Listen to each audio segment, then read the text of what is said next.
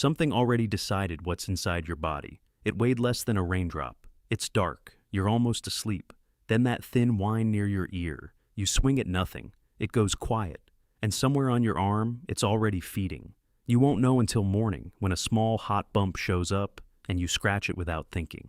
You lost that fight. So did your ancestors. Billions of them, for 20 million years. They lost so badly that the thing hunting them reached into their blood and rewrote it. And that rewrite is still in you. It's printed on your hospital chart. This isn't a story about mosquitoes. It's about a war they started inside you that never ended. You were born with your blood type. You'll die with it. No diet changes it. No medicine changes it. Most people treat it as paperwork. A letter on a wristband, a card in a wallet nobody has really looked at. It isn't paperwork. It's a record of what tried to kill your family. And it's older than your family, older than your species. Chimpanzees carry it. Gibbons carry it. Monkeys on 3 continents. Those letters got their names in 1901. The system itself is at least 20 million years old, which means something was using it long before there was anyone here to use it. London, 1818. A doctor named Blundell tries something nobody has managed, moving blood out of one living human into another. He builds the device himself. His first patient dies in 3 days. He keeps going, patient after patient. Some live, most don't. Same doctor, same method, same fresh human blood. And he cannot tell which is which. Nobody can. Blood looks like blood. Stop there for a second and stand in that room. It's working, then it isn't. She's convulsing. Her kidneys are shutting down in front of him. And there is not one person alive on this planet who can tell him why. The answer was in the blood the entire time. It just wasn't visible. That woman didn't die from bad blood. She died because of something that happened 20 million years before she was born, to an animal that wasn't human yet. Almost a century later, in Vienna, a physician starts mixing blood from different people in a dish. Sometimes nothing happens. Sometimes it curdles into clumps. It's never random. Every time, it follows a pattern. What he finds is that your red blood cells are covered in tiny markers, sugar flags standing up off the surface, telling your immune system one thing. This one's ours. Leave it alone. Type A has A flags. Type B has B flags. Type AB has both. Type O has neither. And your immune system builds weapons against whatever flag you don't carry. Put the wrong blood in, and your own defenses read it as an invasion and tear it apart from the inside. That's it. That's what killed those patients. Hold on to one detail, though. Type O isn't empty. Type O just has nothing sticking out, nothing to grab, because that leaves a stranger question. Why 4? Nature does not keep spare parts lying around for 20 million years. Something has been actively protecting this. There are 3 suspects. 2 of them have been caught. The mosquito is only the needle. What's hunting you lives inside it. A parasite called Plasmodium falciparum. It gets into your bloodstream, into your red blood cells, and does something clever and horrible. It makes them sticky. Infected cells start pulling healthy cells in around themselves.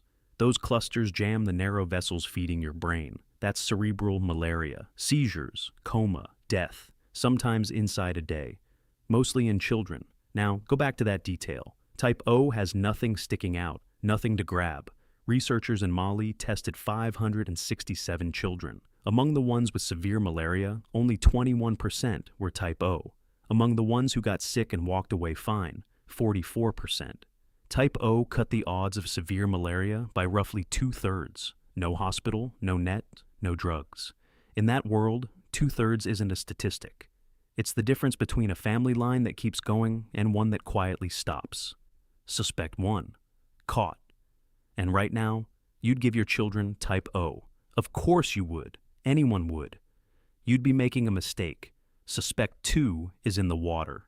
Cholera doesn't touch your blood at all. It goes for your gut, with a toxin that flips your intestines into pumping water out of you until there's nothing left to pump.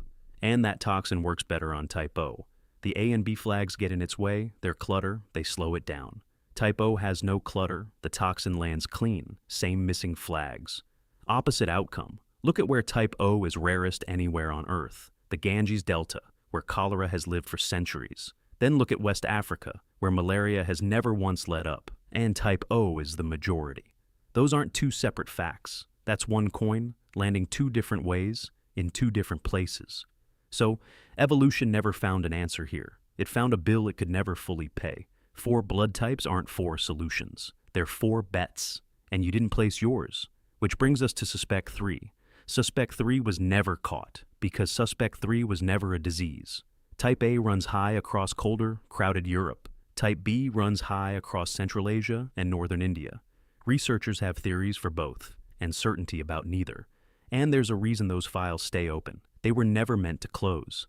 Think about a species where every person carries the same marker. One pathogen adapts to it, just one, and it walks straight through every human alive, with nobody left to rebuild.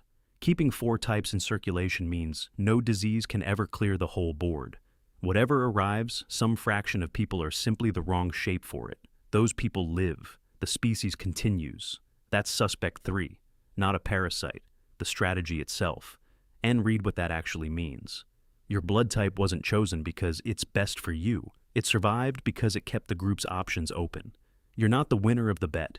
You're a chip on the table. And the table is bigger than blood. Those same markers sit on your platelets and the lining of your organs, which is why a transplanted kidney can be rejected, for the same reason a transfusion can. In 1952, in Bombay, doctors found patients who tested as type O and then reacted violently to type O blood. They were missing the base molecule A and B get built on, the foundation under the foundation. Around 1 in 10,000 people in India, 1 in a million in Europe. For them, the universal donor is poison, and the only safe blood on Earth comes from someone carrying the same rare gap. And no, none of this predicts your personality. That's a horoscope wearing a lab coat. The real version is stranger. Because here's the part that should actually land. This isn't history.